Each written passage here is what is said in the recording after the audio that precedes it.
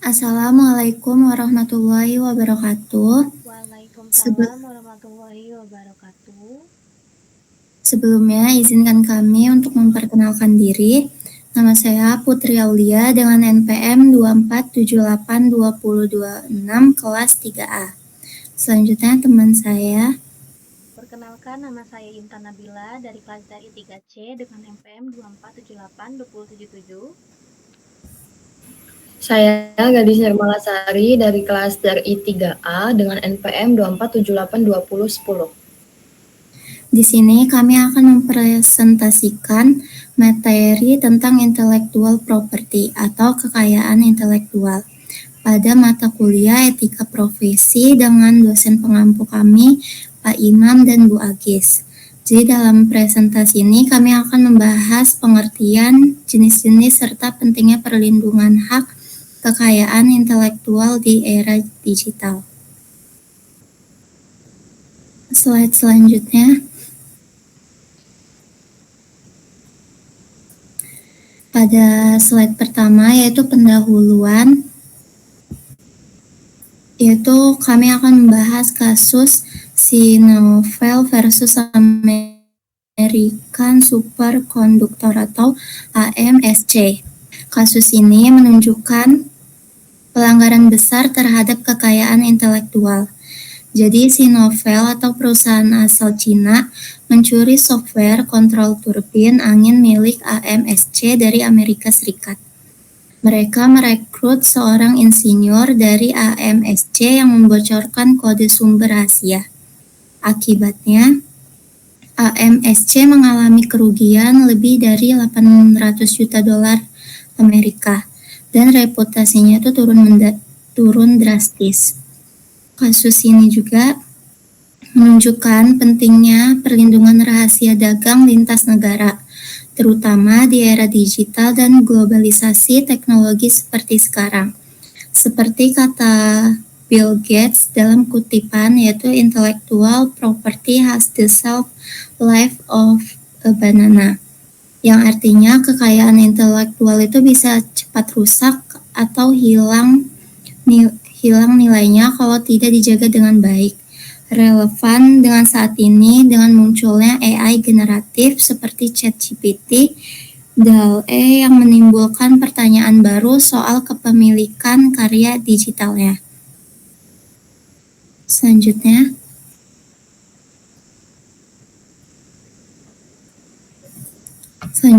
yaitu konsep dasar kekayaan intelektual. Kekayaan intelektual atau intellectual property adalah hak hukum atas hasil kreativitas manusia, baik di bidang seni, teknologi maupun ilmu pengetahuan. Dengan tujuannya terdapat 3 tujuan. Yang pertama, mendorong inovasi dan kreativitas supaya masyarakat ini terus menciptakan hal yang baru. Yang kedua, memberikan penghargaan ekonomi bagi pencipta kepada pencipta dan penemunya. Yang ketiga yaitu meningkatkan daya saing nasional.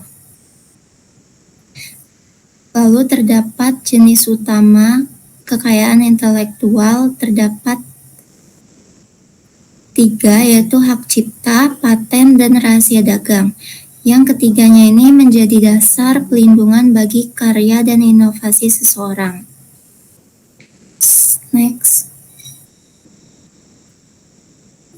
Selanjutnya yaitu perbandingan perlindungan kekayaan intelektual Amerika Serikat versus Indonesia. Yang dimana di Amerika Serikat perlindungan kekayaan intelektual ini diatur lewat berbagai undang-undang seperti DMCA, USPTO, dan Lanham Act, yang fokusnya itu pada penegakan hukum dan litigasi, terutama menghadapi masalah pelanggaran digital dan teknologi AI. Sedangkan di Indonesia terdapat Undang-Undang Nomor 28 Tahun 2014 tentang hak cipta. Lalu terdapat juga Undang-Undang Nomor 13 Tahun 2016 tentang paten. serta Undang-Undang Nomor 30 Tahun 2000 tentang rahasia dagang. Lalu di sini juga dia tuh terdapat tantangan utama di Indonesia. Pada Indonesia tuh tantangan utamanya tuh bukan hanya dari sisi hukum, tetapi juga kekurangannya kesadaran masyarakat seperti pembajakan digital dan plagiarisme. Serta di Amerika Serikat juga terdapat tantangannya yaitu pelanggaran online atau AI generatif. Yang dimana artinya itu perlindungan hukum ini sudah ada, tetapi penerapan dan kesadarannya ini yang masih perlu diperkuat oleh masyarakat. Selanjutnya yaitu hak cipta atau copyright. Jadi hak cipta itu merupakan hak eksklusif kepada pencipta atas karya orisinal yang dibuatnya, seperti seni, sastra, musik, program komputer, dan lain-lainnya. Pada hak cipta ini memiliki masa berlaku, yang dimana di Indonesia dan di Amerika Serikat itu umumnya itu seumur hidup pencipta plus 70 tahun. Lalu di sini juga terdapat contoh pelanggarannya yaitu plagiarisme, pembajakan software, dan musik tanpa izin. Lalu perlindungan perangkat lunak dan digital, yang dimana di Amerika Serikat dan di Indonesia itu sudah diatur pada DMCA dan Undang-Undang Nomor 28 Tahun 2014 yang sama-sama memiliki tujuan yang sama, yaitu melindungi karya digital dan software dari pembajakan. Lalu di era digital, pelanggaran hak cipta ini banyak terjadi, yaitu pada kasus Indonesia, yaitu pembajakan software Microsoft versus Warnet di Yogyakarta pada tahun 2016, yang dimana menggunakan Windows and Office bajakan dan digugat lalu diminta ganti rugi. Lalu terdapat juga kasus di Indonesia yaitu plagiarisme digital, yaitu pada seorang mahasiswa UNS, dia tuh menyalin skripsi orang lain, tepatnya pada tahun 2022. Selanjutnya itu terdapat kasus lagu, yaitu lagu berjudul Lagi Cantik pada tahun 2019, yang dimana lagu ini ditiru tanpa izin oleh penyanyi asal Thailand, yaitu lagunya itu berjudul You Are Mine, yaitu penyanyi Kemi Bunlu. Selanjutnya akan dijelaskan oleh teman saya. Oke, selanjutnya itu ada paten. Baik, di sini saya akan mulai dari jenis kekayaan intelektual. Yang pertama itu ada paten ya. Nah, tujuan dari paten ini adalah untuk melindungi invensi baru agar penemuan mendapat hak eksklusif sementara.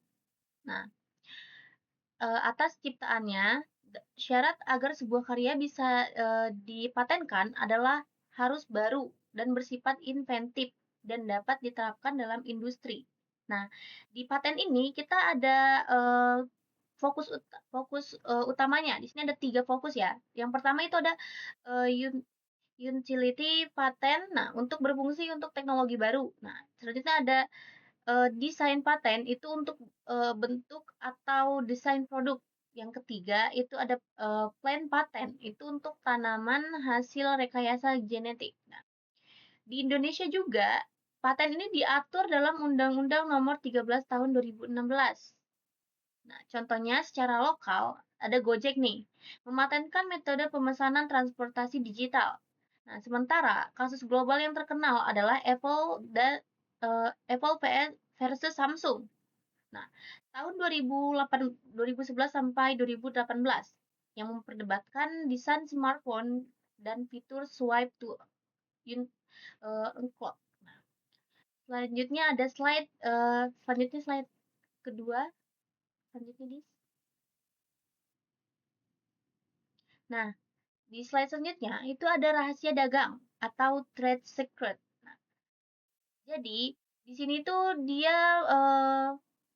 menginformasikan informasi bernilai ekonomi yang dijaga kerahasiaannya agar tidak diketahui umum. Kriteria rahasia dagang adalah yang pertama itu punya nilai ekonomi, itu harus pasti punya dan tidak diketahui publik dan dijaga kerahasiaannya dengan baik, dijaga oleh apa? Dasar hukum. Nah, dia juga dilindungi oleh dasar hukum nih.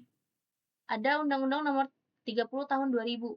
Contoh kasus di Indonesia adalah CP Bintang Harapan versus Haipin, di mana seorang karyawan membocorkan resep kopi ke pesaing. Nah, pengadilan ini menegaskan pentingnya NDA (Non-Disclosure Agreement) untuk melindungi rahasia perusahaan agar pelanggaran yang rahasia dagang ini bisa berakibat pidana atau ganti rugi. Slide selanjutnya, Dis.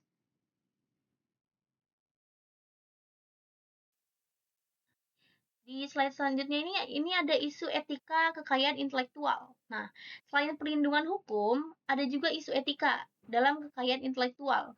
Ada di beberapa contohnya, yaitu ada plagiarisme, yaitu menyalin hasil karya orang lain tanpa memberi atribusi kepada pembuat aslinya.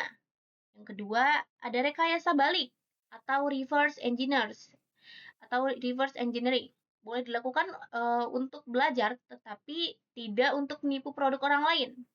Slide ketiga, itu ada open source software, di mana kode program dibagikan dengan lisensi terbuka GPL atau MIT. Namun, tetap ada batasan penggunanya. Dan yang terakhir itu ada cybersquatting, yaitu membeli domain nama merek orang lain demi keuntungan pribadi. Nah, semua hal ini menunjukkan pentingnya etika dalam menghormati karya orang lain. Oke, slide selanjutnya. Di sini ada intelligent competitive versus espionage industry. Terakhir ini kita bahas perbedaan antara intelligent competitive dan espionage industry. Intelligent competitive artinya mengumpulkan data publik secara legal untuk menganalisis bisnis. Sedangkan yang espionage industry atau espionage industry ini berarti mencuri informasi rahasia pesaing, dan ini jelas ilegal. Di era data dan kecerdasan buatan ini, seperti sekarang, batas etika jadi sangat penting agar riset dan pesaing bisnis tetap sehat. Nah, oke. Selanjutnya akan dilanjutkan oleh teman saya.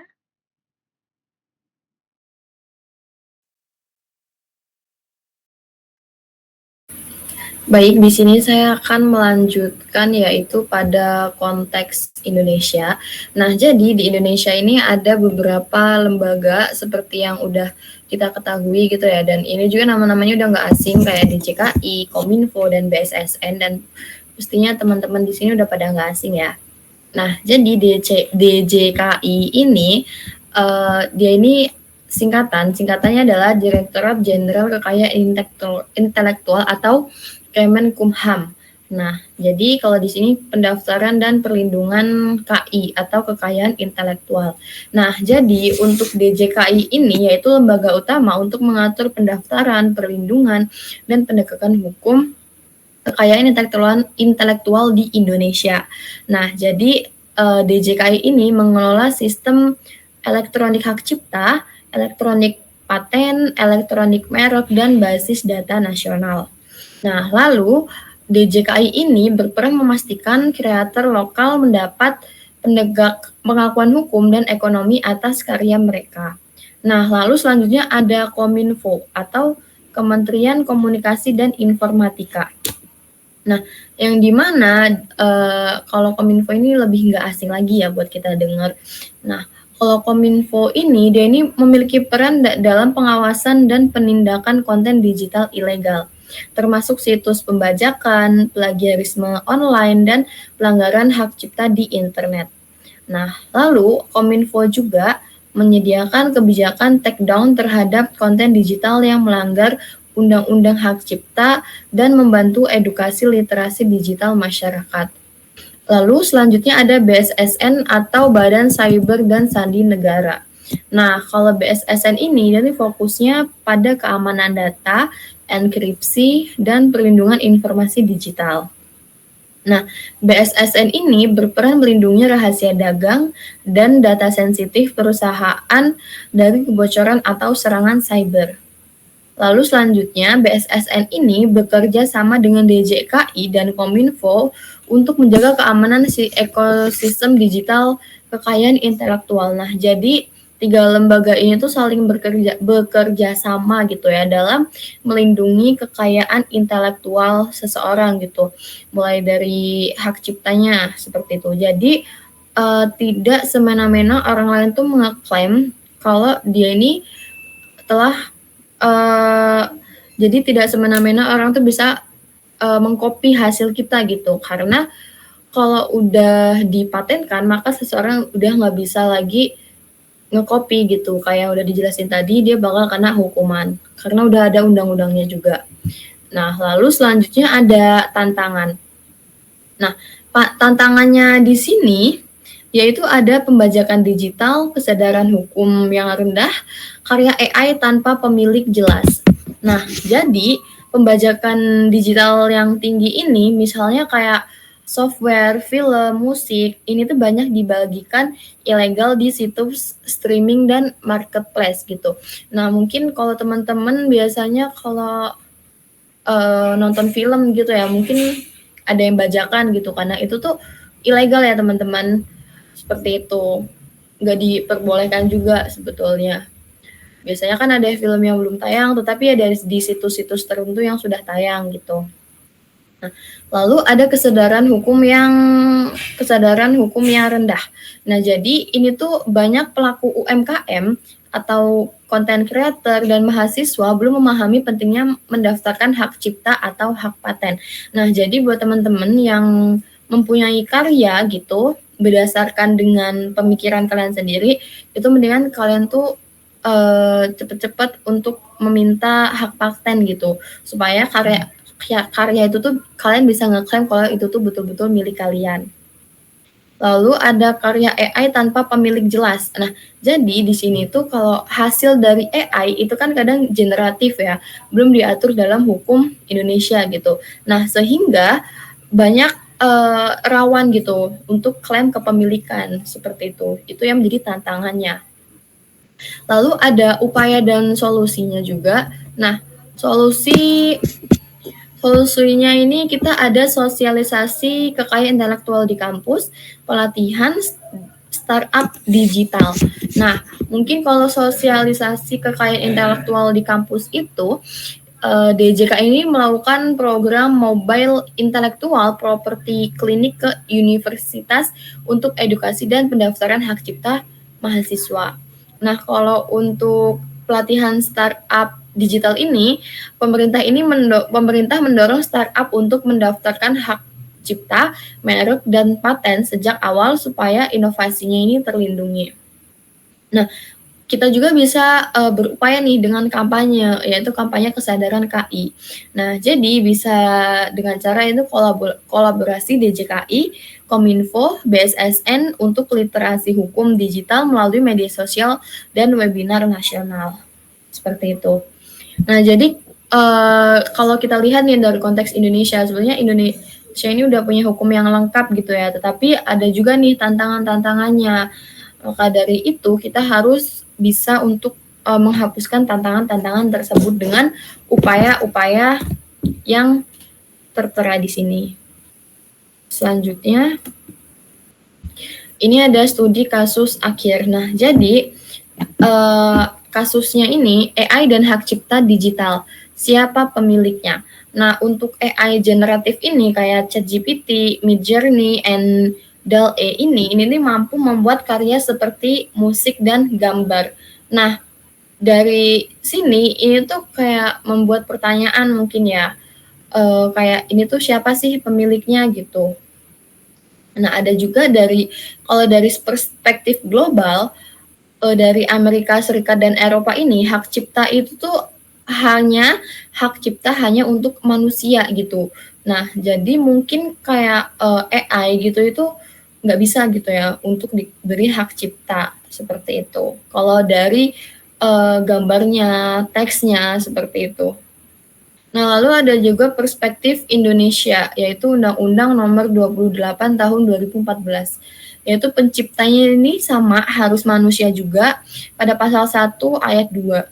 Karya AI ini tidak bisa didaftarkan hak cipta kecuali ada unsur kreativitas manusianya. Misalnya editing atau input ide. Nah, lalu selanjutnya ringkasan seperti yang sudah disampaikan oleh teman-teman saya. Di sini ada ringkasan yang bisa kita ambil, yaitu kalau hak cipta atau copyright itu adalah melindungi karya orisinal seperti musik, film, tulisan, dan software digital yang diatur pada, kalau di Indonesia ini diatur oleh Undang-Undang Nomor 28 Tahun 2014, dan ada paten juga, yaitu melindungi inovasi teknis atau invensi baru agar penemu mendapat hak eksklusif yang diatur oleh Undang-Undang Nomor 13 Tahun 2016. Lalu ada rahasia dagang atau trade secrets yang melindungi informasi bernilai ekonomi yang dijaga kerahasiaannya, resep, algoritma, formula, data bisnis gitu. Nah, ini juga diatur oleh Undang-Undang Nomor 30 Tahun 2000. Lalu ada etika kekayaan intelektual, yaitu menjaga integritas dan kejujuran dalam mencipta dan menggunakan karya orang lain. Oke, di sini ada diskusi. Apakah mungkin saya akan bertanya dengan teman-teman saya ya. Teman-teman saya nanti bisa menjawab. Di sini ada diskusi untuk kelompok kami, yaitu yang pertama, apakah AI bisa menjadi pencipta yang sah secara hukum? Mungkin teman-teman ada yang bisa mau ngejawab dulu. Saya izin menjawab. Nah, jadi tadi pertanyaannya, apakah AI bisa menjadi pencipta yang sah secara hukum? Nah, jadi jawabannya, secara hukum, AI itu belum dapat diakui sebagai pencipta yang sah. Karena menurut peraturan yang berlaku, seperti Undang-Undang Nomor 28 Tahun 2014 tentang hak cipta, pencipta adalah seseorang atau beberapa orang yang menghasilkan karya berdasarkan kemampuan, pikiran, imajinasi, kecekatan, keterampilan, atau keahlian. Artinya, unsur kesadaran, kreativitas, dan tanggung jawab moral yang menjadi dasar hak cipta hanya bisa dimiliki manusia, bukan mesin atau algoritma. Nah, namun dalam praktiknya, AI sering digunakan sebagai alat bantu pencipta karya. Dalam konteks ini manusia yang memberikan ide, prompt, atau mengarahkan proses kreatif masih bisa dianggap sebagai pencipta karena ada kontribusi intelektual manusia di dalam hasil akhirnya. Jadi, peran AI hanyalah sebagai CEO, kreator, atau tools, bukan pemilik hak cipta itu sendiri. Meskipun demikian, muncul kebutuhan akan regulasi baru yang lebih spesifik untuk karya hasil kolaborasi manusia dan AI. Nah, banyak ahli hukum juga yang berpendapat bahwa ke depan seperti sistem hukum perlu mengakomodasi konsep karya dihasilkan bersama AI agar perlindung terhadap inovasi tetap adil tanpa menghilangkan hak moral manusia sebagai pengendali utama proses kreatif tersebut. Oke, mungkin cukup dari saya. Kalau dari Putri mungkin mau menambahkan.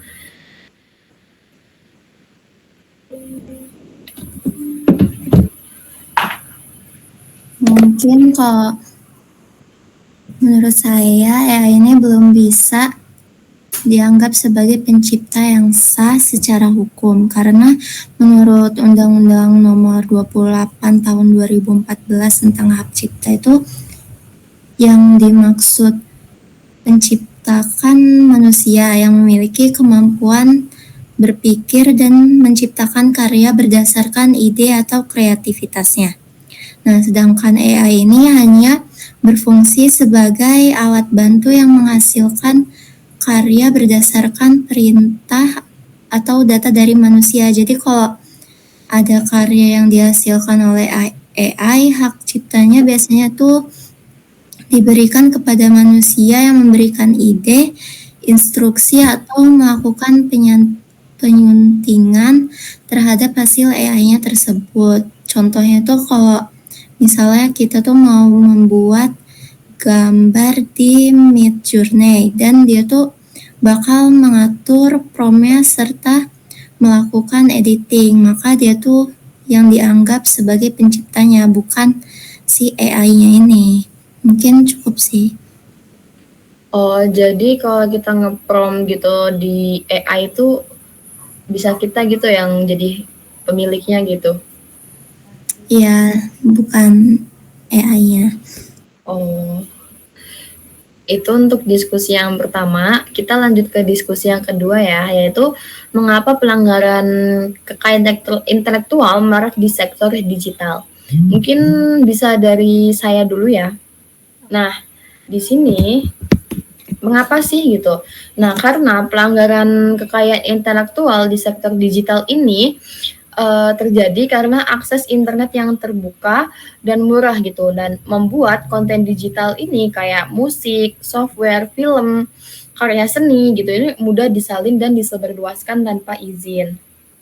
Nah, teman-teman juga tahu kan budaya copy paste gitu yang ada di Indonesia ini gitu. Itu tuh sebetulnya juga pencurian gak sih? Karena kita tuh ngambil tempat orang lain gitu, sama aja kayak kita plagiat. Apalagi kalau kita nggak nambahin nama orang yang udah ngebuat itu seperti itu. Dan masih banyak lagi kayak persepsi kalau informasi di internet ini bersifat gratis ini menyebabkan banyak orang tidak menyadari bahwa tindakan itu tuh termasuk pelanggaran hukum. Kalau dari aku itu sih, mungkin kalau menurut teman-teman gimana? Oke, aku boleh izin menambahkan. Selain faktor-faktor yang sudah disebutkan tadi, jadi kemajuan teknologi seperti AI generatif dan deep fake juga ini bisa menimbulkan tantangan baru nih. Sedangkan teknologi ini dapat menghasilkan karya tiruan kan, seperti tadi gambar, musik, dan teks, yang sulit dibedakan dari karya asli sehingga memperumit pembuktian pelanggaran hak cipta. Nah, selain itu, di platform berbagai konten seperti di YouTube, di TikTok, atau di media sosial lainnya, itu dia bisa mempercepat penyebaran karya tanpa kontrol yang ketat. Banyak pengguna tidak sadar bahwa mengunggah ulang lagu, film, atau gambar tanpa izin juga itu merupakan pelanggaran KI. Nah, untuk mengatasi hal ini dibutuhkan kolaborasi antara pemerintah, platform digital, dan masyarakat. Jadi, pemerintah ini harus memperkuat regulasi dan sistem digital watermarking. Nah, sedangkan platform ini wajib menerapkan algoritma pendeteksi konten bajakan, konten ID system contohnya kan. Nah, jadi peran masyarakat juga perlu diedukasi agar memahami nilai moral ekonomi dari menghormati karya orang lain. Mungkin cukup dari saya. Putri, mungkin ada tambahan? Cukup. Cukup ya. Iya sih, kalau biasanya kita kan upload juga gitu di YouTube. Nah, biasanya juga kalau kita salah pilih sound gitu, itu ada pelanggaran hak ciptanya gitu. Iya, bahkan di kafe-kafe sekarang atau di mall-mall itu kan sekarang dilarang menggunakan lagu karena dapat royalti. Oh iya, karena tanpa izin nggak sih? Iya. Oke, mungkin lanjut ke pertanyaan selanjutnya ya. Bagaimana kampus ini bisa membangun budaya menghargai karya intelektual atau kekayaan intelektual? Gimana nih kalau menurut teman-teman? Kalau menurut Putri mungkin? Mungkin kampus ini bisa berperan penting dengan menanamkan nilai etika akademik gitu sejak dini. Kayak misalnya dengan kita tuh memberikan sosialisasi tentang hak cipta dan plagiarisme, terutama tuh saat mahasiswanya itu membuat laporan atau tugas. Kan banyak tuh biasanya mahasiswa membuat laporan. Nah, yang kedua, yaitu mungkin dia tuh menggunakan aplikasi deteksi plagiarisme seperti kayak Turnitin. Jadi biar mahasiswa ini terbiasa membuat karya orisinal, nggak plagiarisme. Terus yang ketiga yaitu mendorong mahasiswanya itu untuk membuat karya sendiri, kayak misalnya tulisan atau program maupun desain yang menghargai hasil karya temennya gitu, nggak ngambil karya orang lain. Mungkin budayanya tuh menghargai kekayaan intelektual yang bisa tumbuh lewat edukasi, teladan dari dosen, dan kebiasaan kita yang jujur serta bertanggung jawab. Mungkin yang lain ada tambahan mungkin? Mungkin Intan mau nambahin? Bentar. Mic-nya, Tan. Bentar.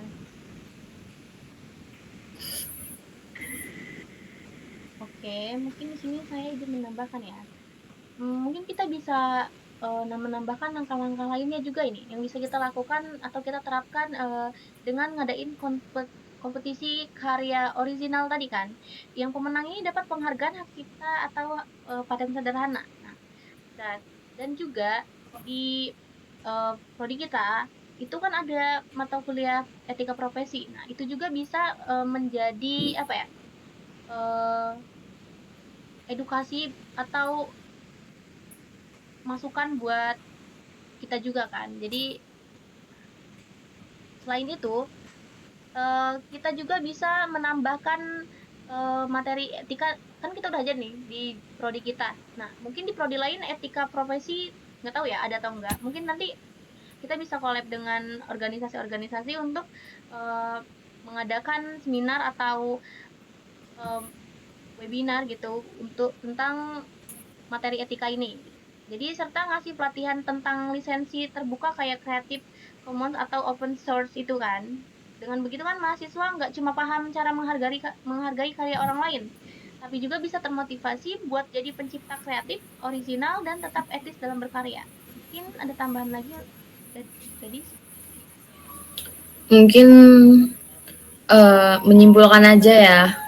Jadi gimana sih biarin kampus kita tuh membangun budaya menghargai KI atau kekayaan intelektual. Nah, mungkin bisa dirangkumin kayak lewat seminar, bisa juga lewat pengecekan plagiarisme tadi, dan kesadaran juga sih buat mahasiswanya gitu, kayak kesadaran masing-masing gitu loh. Nah, apalagi kalau menghargai KI ini tuh termasuk salah satu etika gitu. Jadi nggak boleh dilanggar seperti itu. Nah, mungkin kalau ngelanggar juga kita pasti dapat hukuman gitu. Seperti itu. Oke, mungkin itu ya diskusi kita. Slide selanjutnya. Oke, ini sudah pada saat terakhir. Selanjutnya saya serahkan kepada moderator. Mungkin sekian presentasi dari kelompok kami tentang intellectual property. Semoga bisa menambahkan pemahaman kita tentang pentingnya melindungi karya cipta dan menghargai hasil kreativitas manusia. Mohon maaf juga apabila terdapat kekurangan atau kesalahan. Wabillahi taufiq wal hidayah. Wassalamualaikum warahmatullahi wabarakatuh. Waalaikumsalam warahmatullahi wabarakatuh.